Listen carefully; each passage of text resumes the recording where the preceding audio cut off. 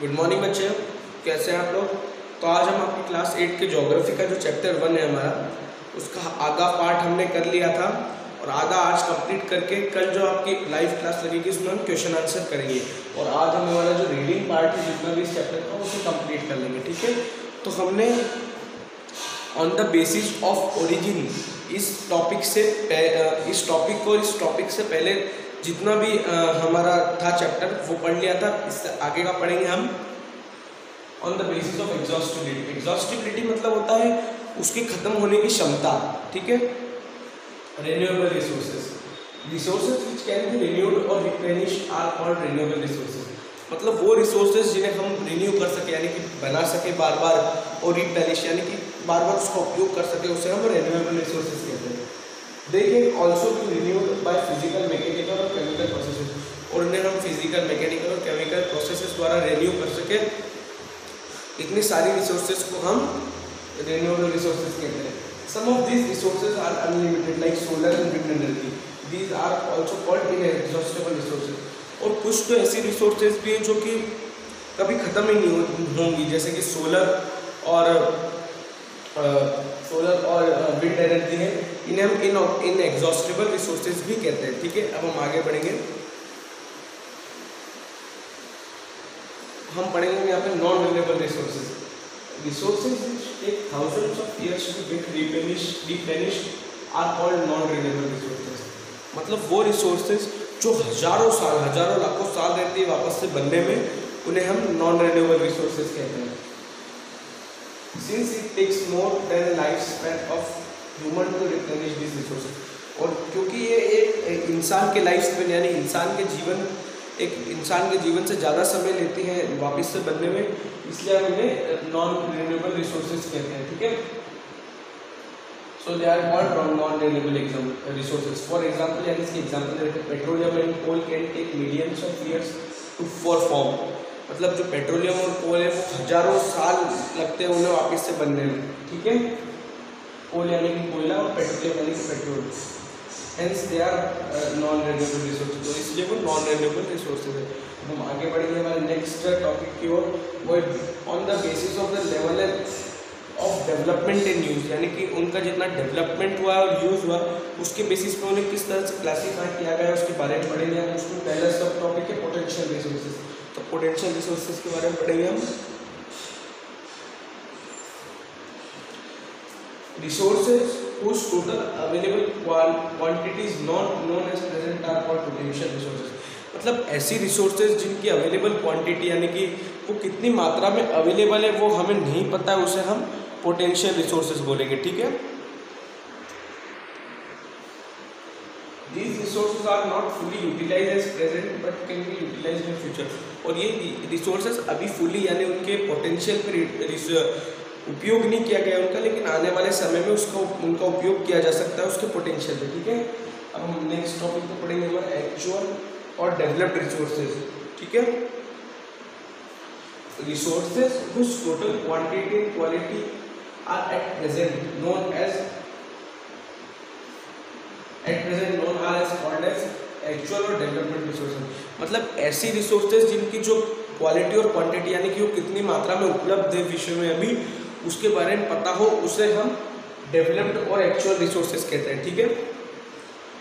इसके एग्जांपल है iron ore and coal deposit at Jharkhand, यानी कि जो आयरन यानी कि जो लोहा और कोल यानी कि कोयला उपलब्ध है जमीन के अंदर झारखंड में, जहाँ पे बहुत मिलता है, वहाँ पर कितना उपलब्ध है ये हमें पता है, इसलिए ये डेवलप्ड रिसोर्सेज हो गई। Petroleum deposit in West Asian country यानी कि जो अरब कंट्री है जिन्हें कि वेस्ट एशियन कंट्रीज भी कहा जाता है, वहाँ पर कितना पेट्रोल उपलब्ध है, ठीक है। अब हम आगे बढ़ेंगे on the basis of distribution. तो डिस्ट्रीब्यूशन के बेसिस पे किस तरह से क्लासीफाई किया गया है रिसोर्सेज को वो पढ़ेंगे हम। सबसे पहले है ओबिक्विटस रिसोर्सेज। यूबिक्विटस रिसोर्सेज क्या है पढ़ेंगे हम। Are the resources that can be found everywhere, example air, sunlight, wind, water etcetera.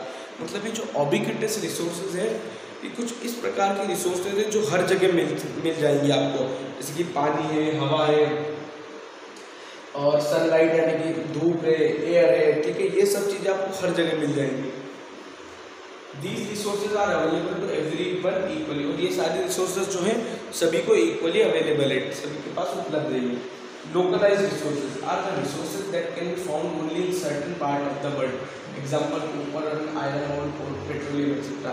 और local resources ये वो resources होती हैं जो कुछ एक पर्टिकुलर पार्ट्स में ही अवेलेबल होती हैं विश्व के, ठीक है।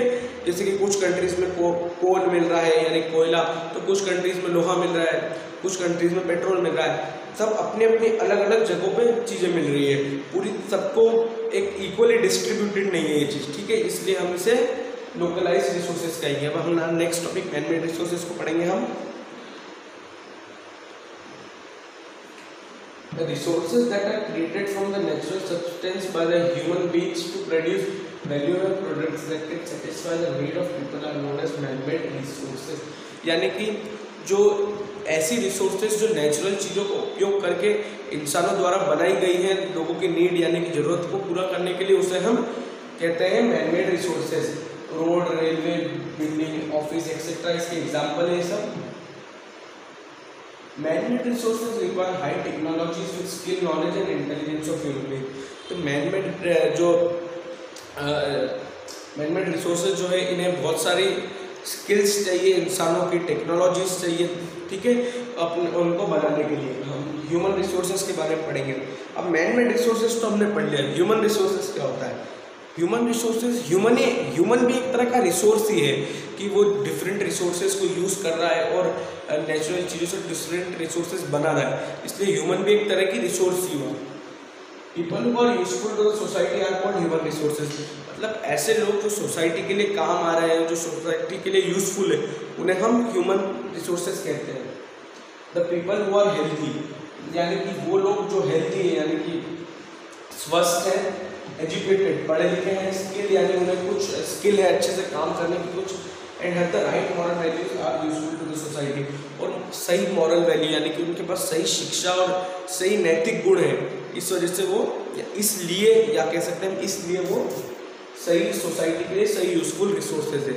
अब हमारा जो लास्ट टॉपिक है इस चैप्टर का कंजर्वेशन ऑफ रिसोर्सेज पे आ चुके हैं हम।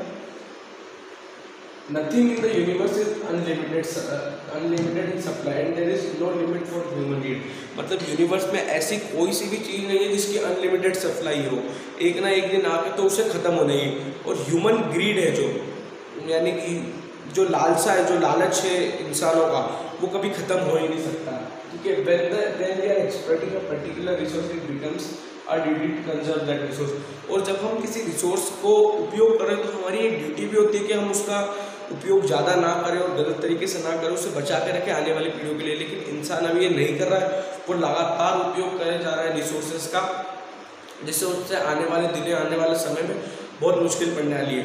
तो इस चैप्टर में बस इतना ही है, हमारा रीडिंग पार्ट खत्म हो चुका है। अगली जो कल आपकी लाइव क्लास लगेगी उसमें हम कंप्लीट करेंगे हमारा जो बुक एक्सरसाइज क्वेश्चन आंसर इस चैप्टर की, और जितने भी मैंने ब्लू हाईलाइटर से मार्क करी है चीज़ें, ये आपको मार्क करके PDF के थ्रू, याद रखिएगा PDF के थ्रू ग्रुप में भेजनी है होमवर्क के लिए। तो इस वीडियो के लिए इतना ही, थैंक यू।